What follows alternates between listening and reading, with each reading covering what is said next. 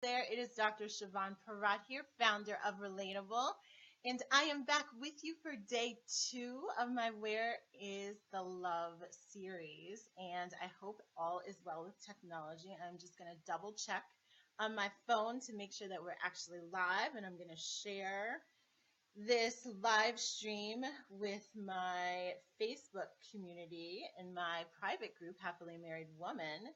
So if you are not a member of that group, I encourage you to join me over there too. I post a lot of additional information to sort of back up what you might find here on my business page. So there's lots of ways to connect with me and lots of ways to get the information that I am sharing so that you can have happy and loving marriage. And so, if this is your first time ever seeing me or hearing my message, I want to introduce myself properly. I am a relationship expert and marriage coach, and I work with women to develop the mindset and skills to create an incredible and very, very happy marriage. And I believe that the quickest way to your own personal happiness in your marriage is by taking a good look in the mirror. And it all has to do with your mindset, the way you think about things, the way you interpret things,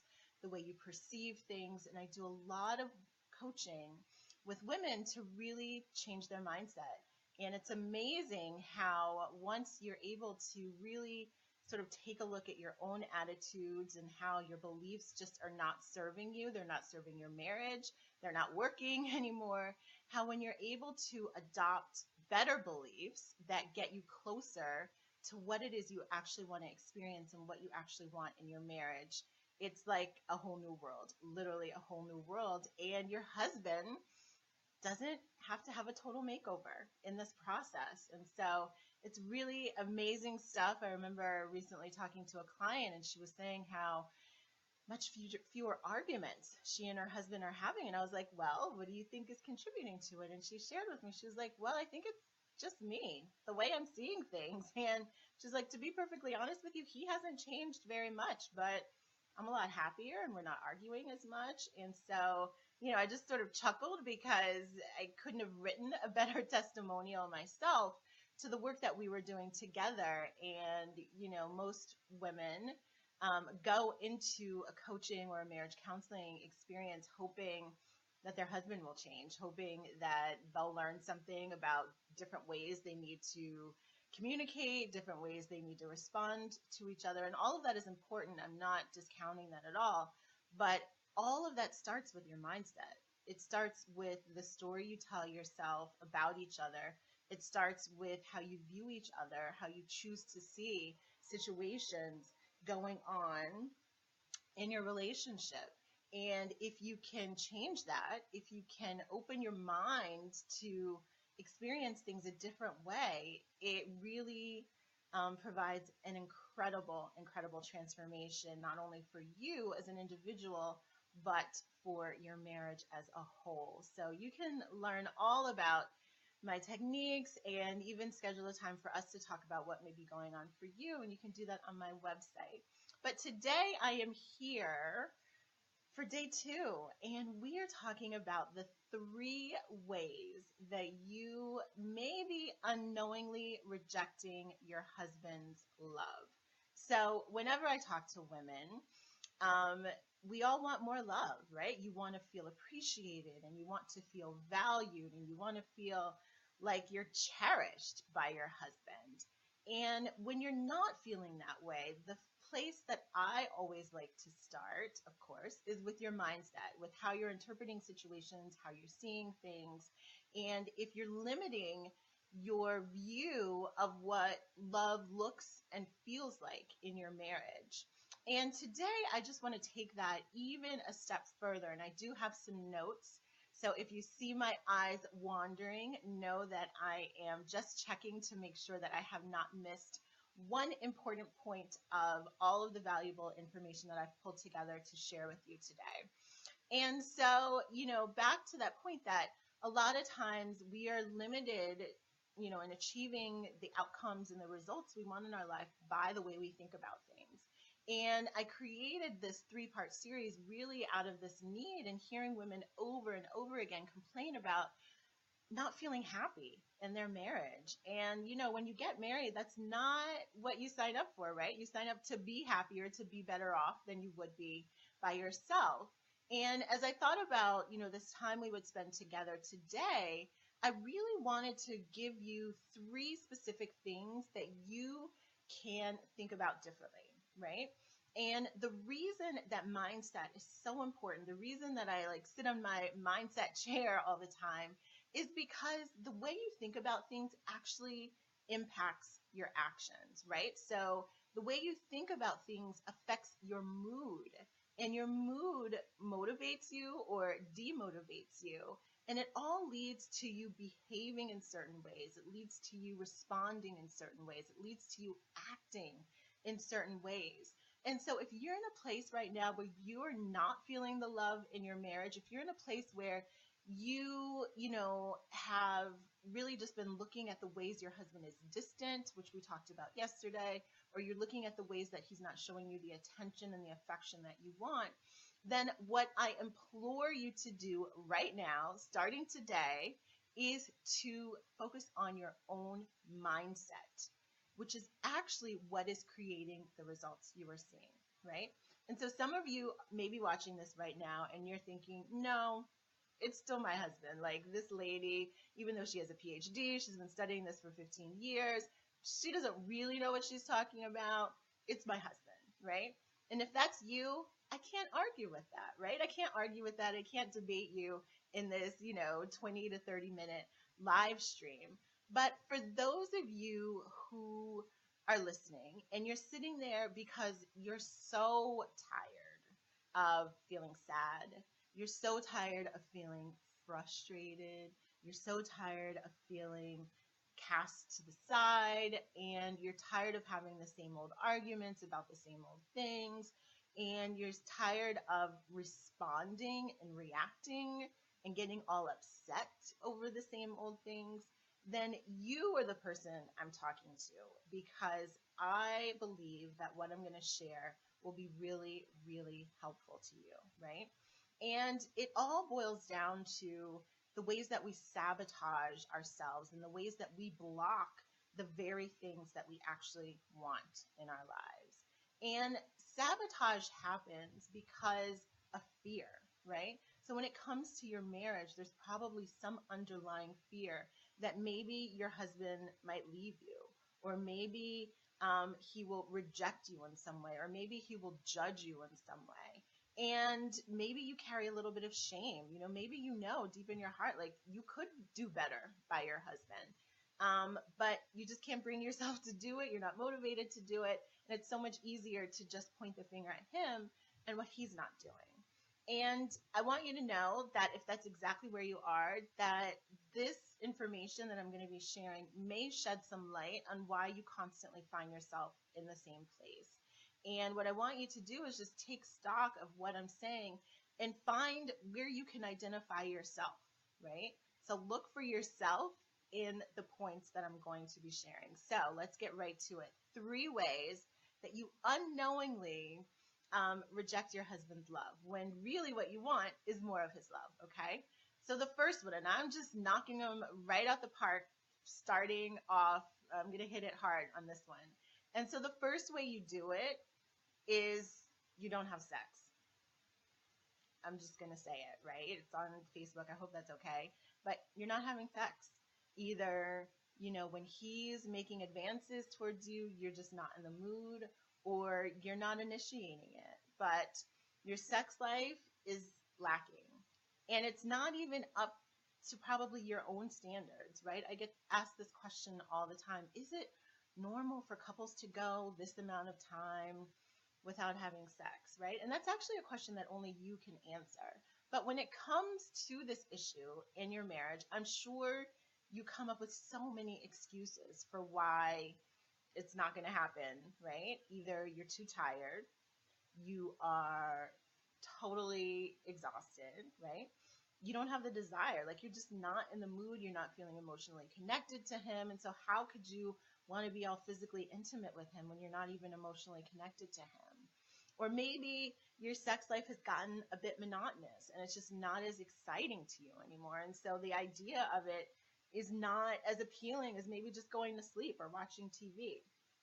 And what I really, really want us all to understand, and this will require a pretty big mindset shift on how you think about sex, but he, your husband, is extremely sensitive to sexual rejection. And that's whether it's outright rejection when he's like, trying to cuddle up to you in the bed, or just having a long period go where you're not having sex. And actually, it's been described in a lot of books where therapists have done research with couples, hundreds and thousands of couples, that there's a need for women to really appreciate their husband's need for sexual intimacy. Like, we don't appreciate it. We don't understand it. It's not the way we feel about it. And I think where I've really got this message and have helped my clients to see it since then is from this book called Love and Respect. And they talk about how we need to reframe the way we look at sex. That for men, sex is actually not a physical thing. It's actually his way of connecting with us emotionally, right? So as women, we like to connect by talking and spending time together, and that's important for him too. But sex is his primary way of connecting with you emotionally.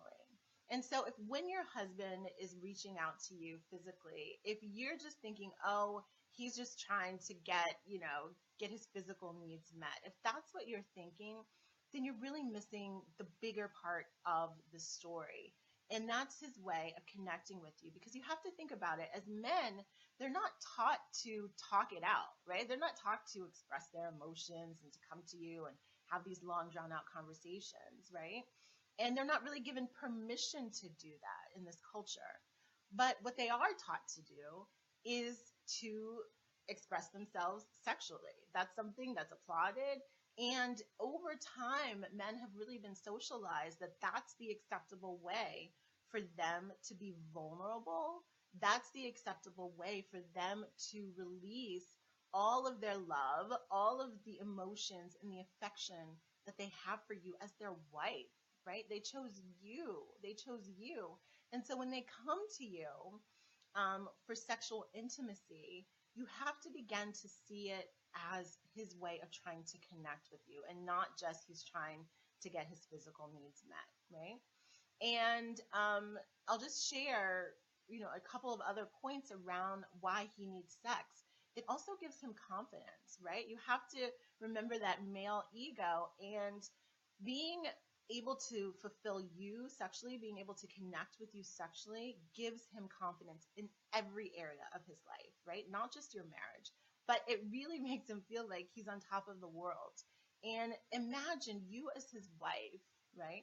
And spending those moments with him, give him that confidence to feel like he can do anything, right? And the other reason that it's so important is that it shows him acceptance, right? So again, he's coming to you as his support, right?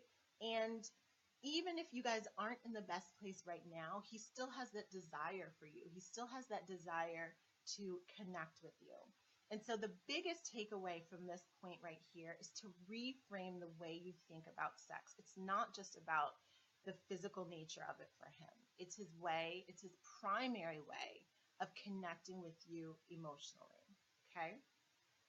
The second way that you unknowingly reject your husband's love has to do with this concept of love languages. And specifically, it is you don't look for love in his love language.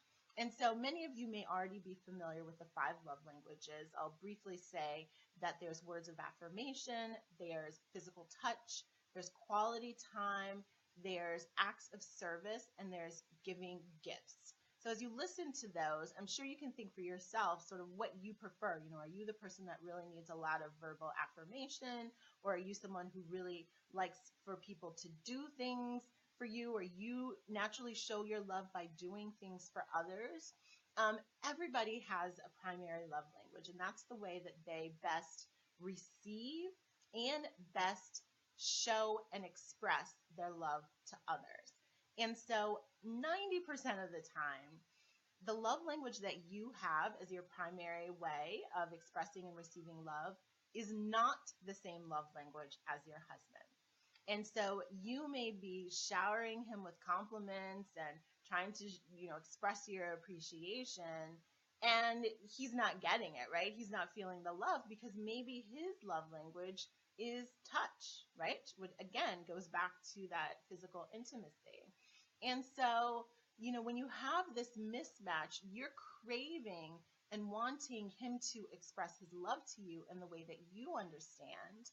And likewise, he's wanting to receive love from you in the way that he understands. And so the way that you can experience more love in your marriage is to expand your definition and understanding of what love looks like, how he's showing you his love, right? So you've been looking for it in one particular way, and he's been showing it in a totally different way. And the way to do that, honestly, it's almost like learning a different language, but you've got to translate things. You've got to, one, know what his love language is, and you can totally find that out by going to fivelovelanguages.com. So either you can, make your assumptions by reading up on them and figure out what his is, or he can actually take the quiz. Both of you can take the quiz. It would be a great exercise for you to do together. But really to expand your definition and to translate his language to one that you can understand. So literally, I do this for myself. Is my husband's love language is physical touch, and mine is words of affirmation. And so, when there are times where I'm like wanting his compliments, I'm wanting him to tell me that I look nice. And when I'm not experiencing that, but he is, hugging me or touching me, then I literally translate that in my mind and I tell myself, he's saying, I love you, Siobhan. And it sounds silly. It might sound really simple, but it's so calming, and it really eliminates this anxiety, this frustration, this annoyance that your husband is not putting forth an effort, because he is putting forth an effort. It's just not the way that you're looking for it. And so, the solution in working through this, right? Because a lot of times I hear women say, well, he should still do those things that I want him to do. And I can't argue with that, right? So if you're in a place in your relationship where your husband has expressed, I really do want to work on these things. Like, yep, you're giving me this constructive feedback and there are areas that I want to improve on. Then you guys really have to see it as a partnership, as you're working on this together. Not that you give him some like list of things that he should be doing to show his love to you, and then he should just execute it perfectly. You really have to see it as you guys are partners in this, that he's expressed a need, or a desire rather, to meet your needs, and you know what your needs are. So you have to, lovingly encourage him, like, hey, I know it's really important to you that you express love to me. I just want to remind you that I really like compliments. And you can't get tired of doing that, because a lot of times what happens is you start off that way and then you get frustrated because he falls off the wagon, so to speak. And then you just stop asking. You close your mind about it, forget it. If he's not going to do it, I'm not going to do it. If he's not going to do it, someone else will. I've actually heard that. And it's not helpful. And it's not going to get you what it is you want to create and experience in your marriage, right? And then the other solution, right, if you're not experiencing that love language, so I've talked about translating, right? I've talked about expanding your view of it and understanding the ways that he may be showing his love to you that are not the ways you're looking for it. And I've talked about how to work together as a team, right, where you're lovingly encouraging him instead of criticizing him. And the other point that I'll say related to this is a lot of times when you're not experiencing and feeling love from your husband in the way that you would like, it's actually a cue to you that you probably need to find a way to love yourself a little bit more. That maybe you're looking for him to fill a void that you haven't really done the work on for yourself yet. If you're looking for a lot of external and verbal affirmation from him, how much are you doing that for yourself? Like, can you list 10 amazing and, incredible things about yourself that you really like? If you can't do that, and you're constantly in this place of needing your husband's love and affection and attention, then that's really a sign that you need to do that work first. Because that's a void, if you haven't filled it yourself, that he's never going to be able to do. So I really encourage you to think about that. Okay. So just as a quick recap, so far we've talked about two of the three ways that you unknowingly reject his love. The first is around sex. You're not having sex. And that's because you're looking at it as just a physical thing, that it's a physical need. He's just trying to get met. When reality, it's him trying to connect with you emotionally. So you need to have a mindset shift around that.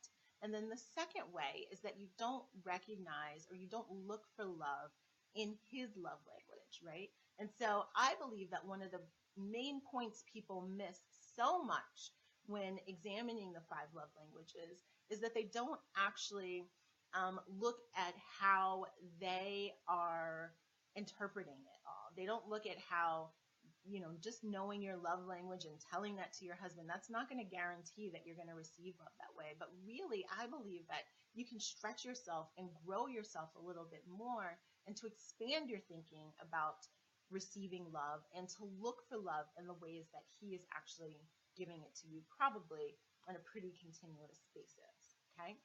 And then let's get to this third point, the third way that you unknowingly reject love from your husband. And that way is you don't allow yourself to be vulnerable, right? So you withhold a little bit, right? If something's really worrying you, you don't really come to him with it. Maybe because you did it in the past and he didn't respond in the way you wanted to.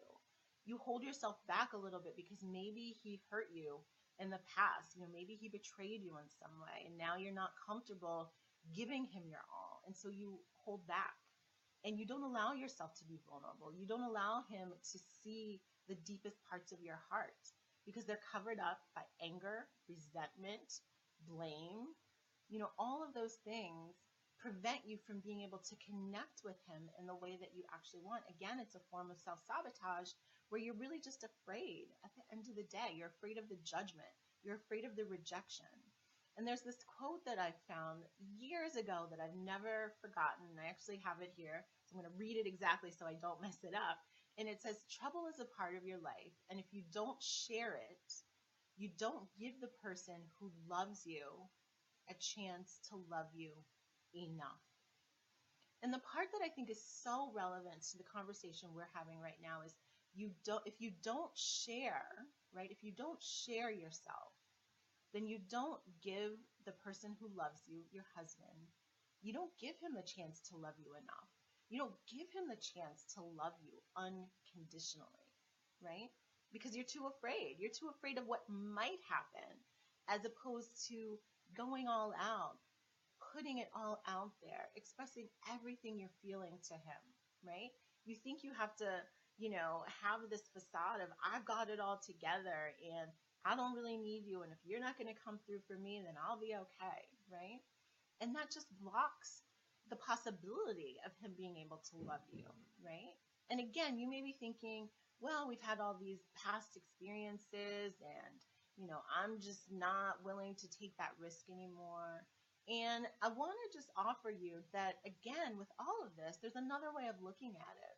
And I'll give you another example in my own life where, whenever I go to my husband, I'm like, oh, I'm so worried about this, or I'm so, upset about this. He's like, you shouldn't feel that way, right? Maybe you've heard something similar, like, you shouldn't feel that way. Like, why do you feel that way? And for years, I would get so mad at him. Like, how dare you tell me how I should feel? Like, you don't get to tell me how I feel. This is how I feel.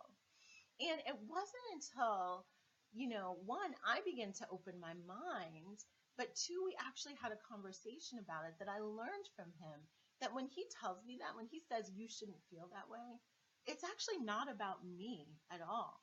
It's about him and his desire as my husband, as my protector, protector to protect me from feeling any way negative. And so when he's telling me you shouldn't feel that way, it's like him really saying, again, I've learned to translate. It's him really saying, like, I can't handle you being hurt. I can't handle you being upset and worried about things. Like, I want to fix it for you, but I can't fix it for you. So I'm just going to tell you, don't feel that way. And if we were able to just, again, open our mind and develop the habits and the skills and the ways of thinking that would enable us to open our perception, then we would eliminate so much unnecessary suffering and frustration and arguments and conflict in our marriage. And so that's what I wanted to share with you for that point. And I'm just, double checking to making sure I didn't miss anything. So as a quick recap, again, the three ways that you unknowingly, right? Now you know, so it's really not unknowingly anymore. Reject your husband's love is number one, you're not having sex. You're seeing sex as only a physical thing. You're not looking for the ways that he's trying to connect with you emotionally. Number two, you're looking for his love in your love language and not his love language. So you have a very narrow view of what it feels like to experience love from him. And once you're able to open your mind and to remember what his love language is and to sort of comb through and find his love there, then you'll experience more love. And then number three is you hold back. You don't allow yourself to be vulnerable because you're afraid. And so when you do that, you don't even give him the chance to love you as much as he would like to. So that's what I have for you today. I hope that it has been helpful. I am actually live streaming this from my computer. So if there are any comments, I cannot see them right now, and I am not too swift with the multitasking on technology, so I'm not going to try to look at them right now. But what I will do is literally, as soon as this live stream ends, which will be in a second, I'm going to comb through to see if there are any comments. So if you do have any questions or comments that are coming up for you right now, please drop them. I will respond to each and every one of them. Or even if you are a little bit nervous about that, you can send me a direct message. You can send me a private message here on my business page, or find me directly, Siobhan Lenore Parat, here on Facebook, and I'll be more than happy to respond to you offline. So again, it's all about your mindset, right? If you're not feeling the love, you need to expand your mindset, expand the ways that you are thinking about things and interacting with your husband so you can feel the love that he is probably giving you. So again, thank you so much for tuning in. It is my honor to be here to share all of this information with you, and I will be back with you tomorrow with a really sort of in-your-face live stream that's all about getting out of your feelings and getting in the mood. So we're actually going to be picking up on this topic of intimacy a little bit more tomorrow, and I'll be sharing how to get your mojo back, because I know that's something that a lot of you have been asking about. So until then, I will talk to you all later. Thanks. Bye-bye.